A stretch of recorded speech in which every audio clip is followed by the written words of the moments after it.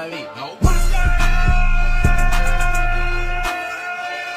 Good morning, Like Lord.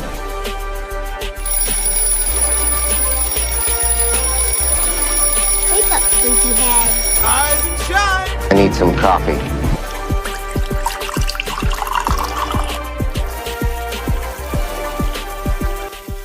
All right, everyone, grab your comics and let's get ready for the show.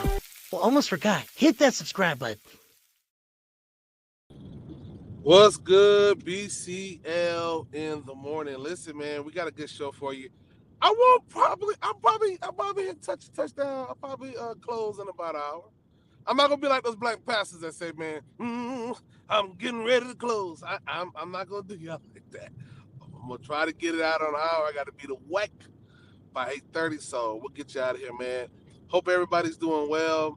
I got some topics that I probably should have been talking about yesterday, but I didn't get around to, man. We're gonna touch on some things, man. This morning I wake up. How the old black folks say, I wakes up at 5:30 in the morning and I see Paul and just a couple of other people talk about this comic book here. Let me pull it up. And I decides that I'm gonna get up and I'm gonna read this book. This book is called They Chose Violence. I'm gonna keep it a stack.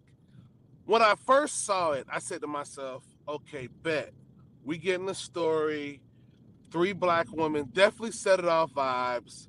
I'm digging temporarily the black exploitation cover vibes.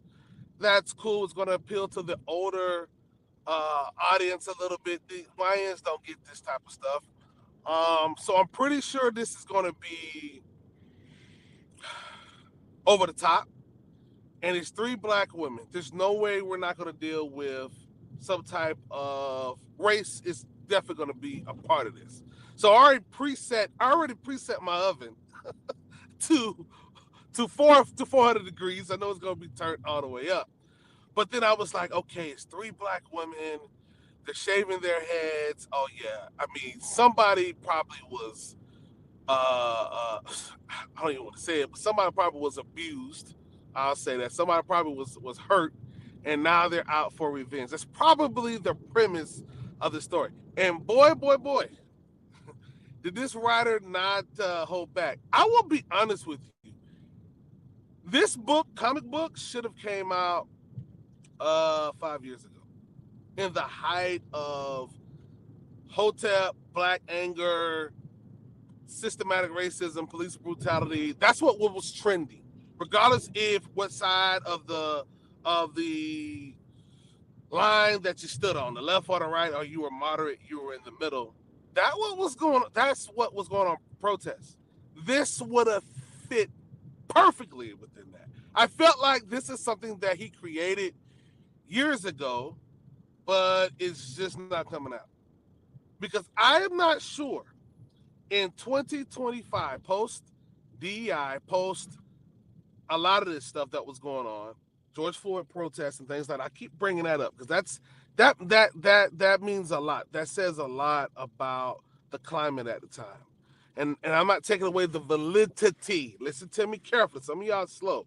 I'm not taking the validity of those moments, but I just know that shaped a lot of what was going on. There's a lot of books that were shaped based off the hell. Look at the new Marvel now. This book really leans into that heavily. I will say this: if the conservative media gets a hold of this book, they are going to go out their way to bash and destroy this book. It has a picture of Donald Trump in it. It basically it talks about these 3 girls that come from actually different walks of life, but they're all they all are beyond the pale. Like they're all gone because of the things that they've seen, the things that have happened, and the corruption. And so what they've decided to do is band together and basically become vigilantes. They train themselves from scratch. These are not previous fighting assassin type type chicks. These are girls that got it out of the mud. So it is going to be interesting to see. Now, this is not a one shot. This is an ongoing series. After I read this book, I said, "Yo, um, this is going to be interesting to see basically how the world responds to this." However, knowing how we are now versus how we were, had this book dropped on Wednesday 5 years ago, it would have been trending all across the internet. I only see certain. It's not even trending. It's not even a talking topic. There's a couple of posts about it, and that is it. But man, when I tell you this thing is off the freaking chain, it is off the freaking chain. The good news is the guy says at the end of this comic that the next issue is not going to go where you think it's going to go. And that's good because I need a twist. I don't want this to be predictable. Just three angry black women going out just killing a bunch of white folks. It's not. You're going to have to do something else besides that. There's already been too many comic books that was written just with black anger. You're going to have to put a spin on this. I think to keep an audience today versus where you try to keep them years ago. So we'll see what happens. They chose violence. It's talking about these three black female vigilantes. Definitely going to pick this up. I will say this again, forewarning: if the conservative media gets their hands on this, they're going to destroy this book. So the title of this YouTube video is "Standing on Business." Conservative media going to stand on business, and they're going to go out their way. My question is for the liberal America, the liberal blacks. Y'all going to stand on business and put this on your pull list? Are you going to show this comic book company, this writer, black writer, mind you, that this is what we want to see? I'm skeptical because he writes a forward in the beginning. He talks about how, when it's funny because he talks about how Isaiah Bradley came out, the far right, like jumped on it and said, "Oh, you're trying to tarnish Captain America. This is woke." They wasn't using the word woke, obviously. It was using words way worse than that. But here's a black man that they thought was the first black Captain America, and he was not. I'm sorry, they thought was the first Captain America, but no, he was just the first black one. And then the left jumped in when they came out with the hip hop variants that nobody bought back then. I mean, people bought. Let me back up. People bought, but during the COVID, they became really hot. They came into their own during COVID. Those books were spiking. If you are a collector, you know. If you're just a casual comic book picker-upper, comic book reader, you have no idea what I'm talking about. And that's cool too, I guess. But yeah, go now. Should you go and pick up They Chose Violence? Is it worth the read? Absolutely. Absolutely. Is it a good book? If you could, you will enjoy this book. I went out to get this book on the premise of I just want to see somebody else black that's a female besides Storm. I want to go out. And not that Storm is horrible, but it's just like that's it. I feel like that's what people feel like. That's all we got. It's just Storm, and I feel like there's more that we can evolve and develop. We don't just have to have one. We're big on that in the black community of just having one. And I just want to kind of get away from that. I want to have multiple black male and female characters that we can go crazy over. And right now, it's limited to just T'Challa and Storm. And I'm just I want something else, man. I mean, it's good, but I just kind of want something else. Moving right along, some other things that I saw. So yesterday I talked about Mr. Terrific and the first time he became elite. Well, here's the book. This is JSA 27. In this comic book, they needed to find it's way to the end of this book, but they needed to find another leader for the Justice Society of America. And they actually took a vote. And the votes were in. It was actually Mr. Terrific who became. So if you're going to see a lot of people that's going to jump on the Mr. Terrific bandwagon in July. And then by the end of August, they're going to probably be gone. Because if you're a Mr. Terrific fan, if he doesn't do enough in this film, That's a wrap. I'm gonna keep it a whole stack. I mean, he'll have some smoke for a little bit, and then he'll just go back to not really talking about him as much, or only wanting to jump on the fact that, well, he's the third smartest person in the DC universe, but never getting into the lore of Mr. Terrific.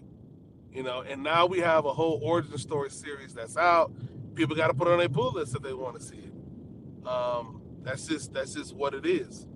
But definitely going to pick up JSA number 27.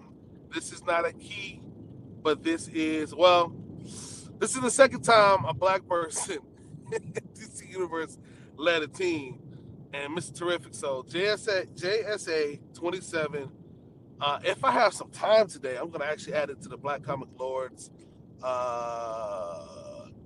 What is that? Black Comic Lords comic books on our website. You guys go check out. And I would say, man, freaking go any sizable shop that has their comic books in order, like listed by name, you're probably going to find this in here because nobody's looking for it. I say it all the time. That's the greatest thing about black comics. The greatest thing about black comic books is that nobody's looking for some of these books. And the worst thing about them is that nobody's looking for them. And this book here is a noteworthy book for Mr. Terrific. He actually becomes a lead, so definitely go and pick this up. Really good art. This is like mid 2000s or whatever, so really good art. Most people that are into Bronze Age comics saw this letter that was written into Marvel Comics. The interesting thing about, let me blow this up. I can't read the whole thing because I got some words. It says, I don't like writing this letter, but I believe it will benefit you more than hurt you. There has been a recent trend by Marvel to put Negroes in the spotlight. Mind you, this is like post 1969, and he's going to cite the book that he's talking about. But let me finish reading. More than hurt you. There has been a recent trend by Marvel to put Negroes in the spotlight, i.e. the Black Panther, Joe Robinson, Centurion. Centurion is actually the first black supervillain in Marvel Comics. Excuse me. I'm all for it, but when you start your own civil rights protests, well, I'm against that. I'm talking about the recent Silver Surfer number 5. The part that I didn't like was when Silver Surfer was asked why Al Harper helped him. They excuse me. Their reply was, maybe it's because I know how it feels to be pushed around. So if you keep reading, it's basically he feels kind of like, oh, y'all trying to make it seem like we're a bunch of racists and bigots. And then Marvel responds to this. The funny thing is, I actually have 2 copies of this comic book. I was going to post this in the page. But it's funny because if this would have been posted today, he would have been probably a little bit more supported. Let that sink in. If this would have been posted today, he would have been a little bit more supported. Now, I'm going to get into that a little bit later, but I'll say this. We don't have a clue of post, oh my God, what's the guy before Black Panther, the black character before Black Panther that was on Sergeant Fury's? I forget his name, but y'all know what I'm talking about. Leave it down in the comments. I'll start with Black Panther. After Black Panther debuted, there was probably tons of hate mail. Keep in mind, that letterboard in the back of these comic books were only the letters they wanted y'all to see. Imagine all the crazy stuff that they got, and that were probably just ripped up in the short. They should have saved those. And what Marvel should have did, a lot of those people are probably dead or in their 60s and 70s, and maybe, I don't know. The bad thing is, if this is how these people thought in their early teens to kids to adults, and then that was in like the 70s, right? And then 2025, they're old man, they've changed, like legitimately changed. Like, you know what, I was a racist bigot, or I was a horrible person, or whatever the case may be. And then Marvel like re-released all these letters. You go online and Google these people and find them and try to do harm to them. So it's a catch-22, and Marvel will be held responsible for that, regardless if the people have changed or not. Keep that in mind. I said that to say this. This would have been supported today. because he says in the beginning of this letter, I'm all for it. There's been a recent uptick of y'all adding characters like Robbie Robertson, Black Panther, and Centurious. He says, I'm all for it. But then when you try to make it a civil rights protest, that's where I push back. It's very reminiscent of what a certain people in the comic book community are saying today. I'm not saying he's right, and I'm not saying that he's wrong, but I'm saying that it's unfortunate that the same things that we're talking about today is the same crap we talked about in '69 when Silver Surfer #5 freaking came out with Al Harper, who actually died in that comic book. Let's keep it a buck. He was like a ritual black sacrifice. He died in that freaking comic book, not to be seen again until John Jennings, a black man, brought him back as a full-fledged 100% superhero. But it's just crazy to me that this is where we at. And there was a time where in Marvel and in also black comic book culture that we wanted to see a civil rights protest. Now you're seeing less and less. You're seeing people push back against racism or oppression in comics. I see it all the time. People are making memes like, just do y'all want to see? I think the guy from Godhood Comics made a whole thing. Let me see if I can find that. Made a whole thing about, do y'all want to see more racism and bigotry in comics or less? And more black folks that actually was on that poll, they actually said less. So that's why I say I think a lot of this stuff will be probably more supported, but for different reasons. Not for racism and bigoted reasons, but I think more people are leaning into this stuff for other reasons. And that's what's so weird now. That's what's so weird now. I wish as a society we could completely turn the page. I wish we could look at each other as brothers and sisters. That's just different colors. It's like going into a crayon box. You never go into a crayon box and say, oh man, I don't want to touch those grays and blacks and purples. I only want to deal with these colors. It depends on what you're trying to draw. I'm driving to work right now, and every spectrum, every color is being presented. I see blacks, I see whites.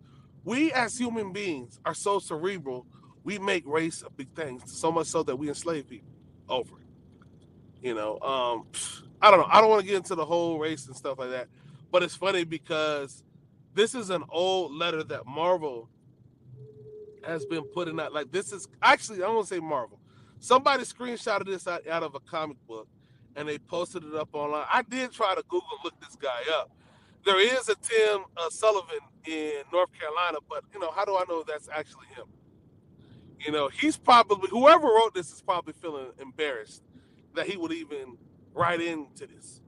But if he probably feels the same way today and still reading comic books or falling up with the comic books, he's probably bragging and saying, oh, see, I was trying to tell Marvel this back in 1969, that y'all can't make comic books so preachy and so woke. It's probably what he's saying.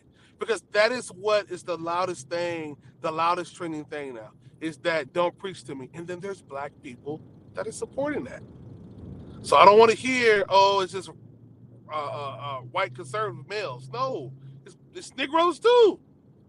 There's liberal Negroes that's saying this. I know some of them personally. So we're in a different time, man. We are in a different time. I keep telling folks that. People are making their comic books today. It's not the same. It's not the same audience 100% financially that you had 5 years ago. It's crazy. It is what it is. But yeah, I bought 2 copies of this book that is in question that was preachy, because the book wasn't preachy at all. Like, oh my gosh, maybe I know what it feels like to be pushed around. I mean, falling short from yelling out Jesus Christ, it's like me saying, bro, it's 1969. Do you not have a television? Do you not see that just a year ago, MLK was just shot? Riots are going on. Where have you been? These are people under a rock, though, because this is going on real time, And then Marvel would get better with more representation in the 70s with Blade, Luke Cage, Misty Knight, Storm, things of that nature. Luke Cage in his own, not just Luke Cage, but Luke Cage is his own time. So we've made some leaps and some bounds. But at the same time, this is 1969. Guess who else arrives on the scene? Eben. Eben arrives on the scene with Larry Fuller, first independent black superhero to be in his own title. That's Capes and Cows. That I had no clue about until like about 6 years ago. And that book has seen a huge resurgence. We talked about Eben yesterday, but there was no social media, there was no TV that really pushed comic books like that. If it wasn't in your newsstand in whatever city you was at, it was no comic book shops in 1969. They didn't come until like the mid 70s. So, yeah, man, it's a different time. What else? I saw somebody post this up. And I thought this was very, very, very, very, very, very, very, very interesting. The first line, it says, "What's trending?" The first line, only want to watch movies and complain. That's majority of the community, right? I'm gonna watch my movies. How come Blue Marvel is in the movie? Recast T'Challa. Storm and T'Challa should be married in the movies, and I'm gonna complain every chance I get on social media. The next trending thing is always going to be Black Panther. The line's a little bit shorter. Miles is starting, I think, to drop behind Storm, I think, a little bit as far as popularity for now. But I think they're more so becoming more neck to neck. And I'm only saying that because it's been a while since Miles has been in the what movie, which has the longest line. And then you have Storm, who's about a little stronger than Miles, and then you have the Black Indie line, which is the shortest, who tend to get longer during oppressive times with that Black folks go to. People tend to want to push indies more. People organically want to talk about those books more. But then once things kind of settle down or quote unquote normalize, then it just kind of slingshots back to its original state. And I wish the Black Indies could at least come, at least even with Black Panther. I made a post a couple of weeks ago about, if people are so upset about what's going on with Black Panther, do we have any Black Panther adjacent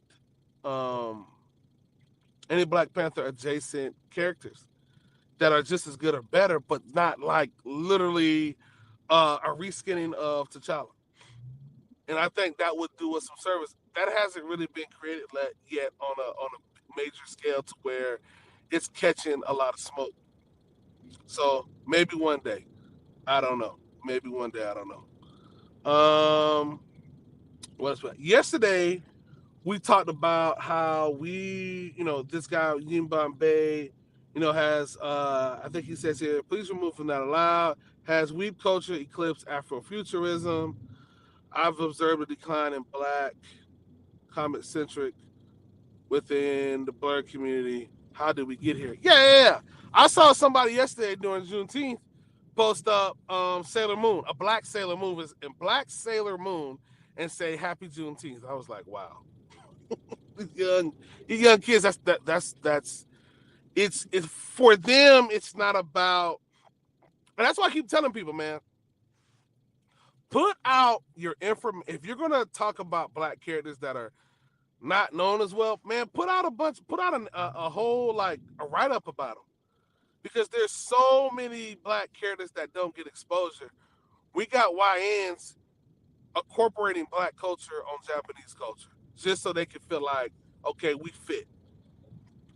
I mean, there's plenty of Black women that he could have used, but he chose I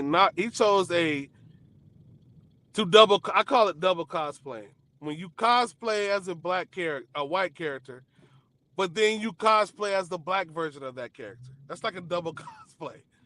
So it's like, and that might be offensive to some, but oh well. Those are my words. Those are my thoughts. That's because I'm always going to be pushing Black original characters first. They're always alive. Even over Mr. Freaking Terrific. He's a legacy character.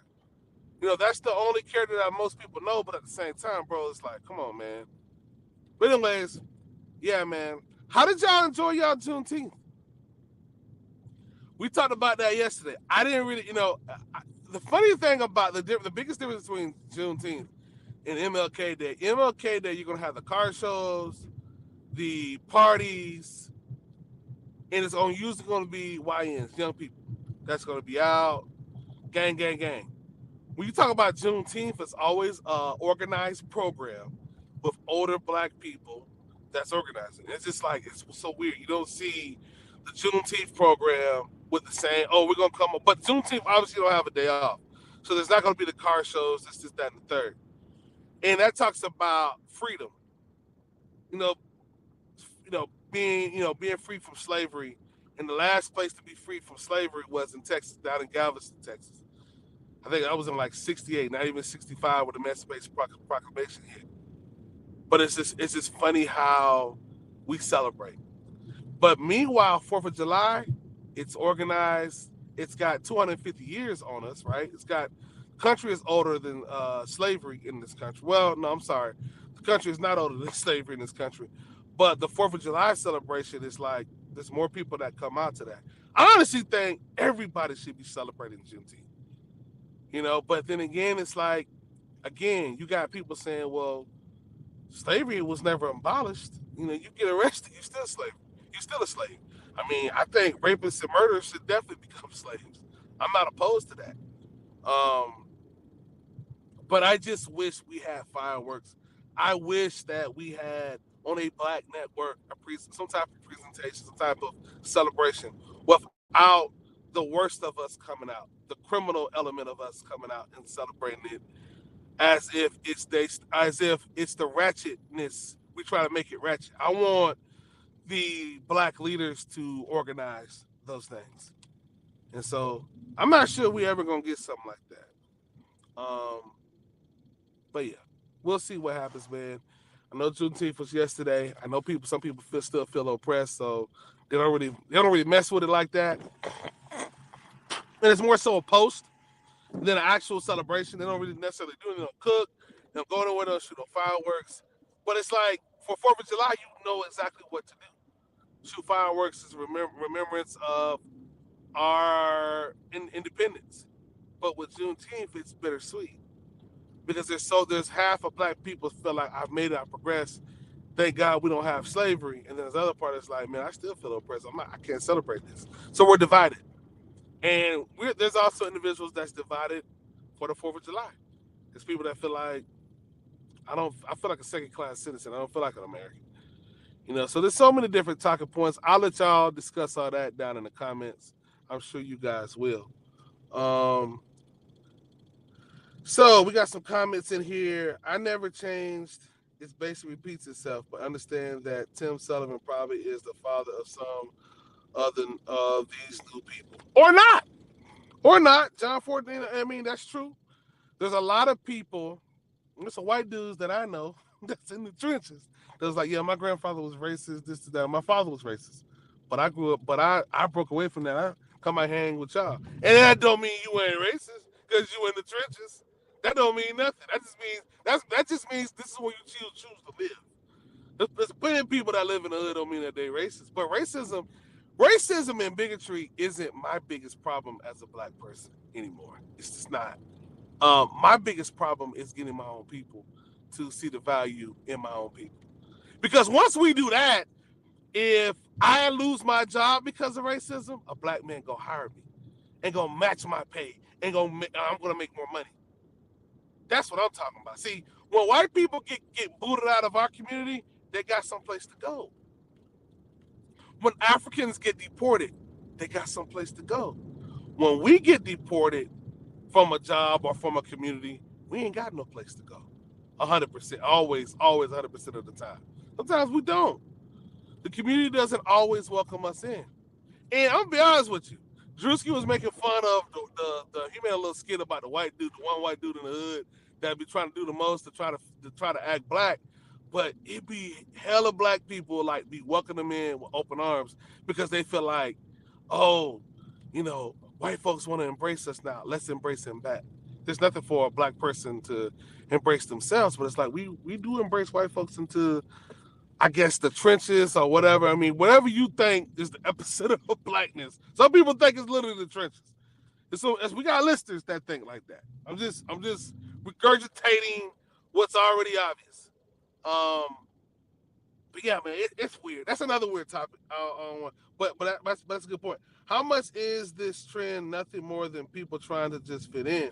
It's like the high school thing. If I do this, then I'll belong to something. How much is this trend nothing? I mean, I don't know. I don't know. Um, the internet, it moves. The algorithm moves, but what you will see is what's trending, or what somebody has sponsored to move a certain way. That's what you're going to see first. That's what you're going to see the most. Um, so yeah, I slept in as the ancestors would have wanted. Prince Parker. I slept in as the ancestors would have wanted. Show on stage. Okay, they let me show stuff on stage now. Yeah, where Jerry Jones was a part of the protest to integrate schools. Yeah, we are. Jerry Jones was a part of the protest. Yeah, he was. They tried. You know what? Somebody put a Herschel Walker in there. Remember Herschel Walker was running for the Georgia governor or senate a couple years ago? Somebody superimposed him behind Jerry Jones looking in. That was horrible. That was funny, but it was horrible. Let's see here. I don't celebrate 4th of July. It's like 2 days after my birthday, so I'm usually outside though. Yeah, 4th of July is interesting. When I was a kid, I celebrated 100%. 20s celebrated it. 30s, when especially around Trayvon Martin, I was like, and the way that all went down, I was like, I'm not celebrating 4th of July like that. And black people pushed back, and white folks got mad that black folks was like, I'm not celebrating 4th of July. I'm celebrating. But my thing is, again, and I'm going to close with this, man. Stand on business then. Don't just. My thing is, there should be more Juneteenth. Now, granted, during 2020, 2019, 2018, when Juneteenth started to rise up a little stronger, there was more people into it. Oh, yeah, there was like a lot more celebrations. I haven't seen not one TikTok trend, no Instagram, nobody outside for Juneteenth doing something positive, getting together, loving on each other. That's what I wanted to see. Maybe maybe I'm not black enough. Maybe Juneteenth is being celebrated someplace in Mexico or something. I don't know.